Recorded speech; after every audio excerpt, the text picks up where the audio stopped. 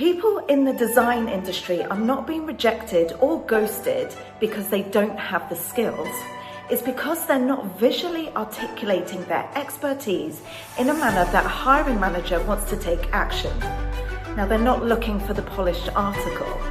However, they are looking for people who show their design process, are aware of presentation skills, and demonstrate their passion for the industry.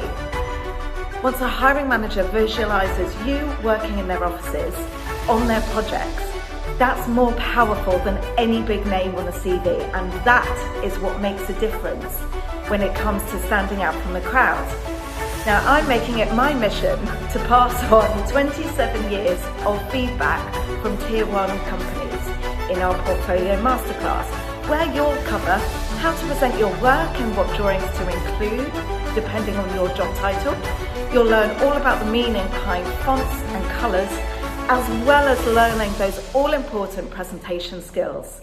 So please join me on the Portfolio Masterclass, and I look forward to seeing you over there.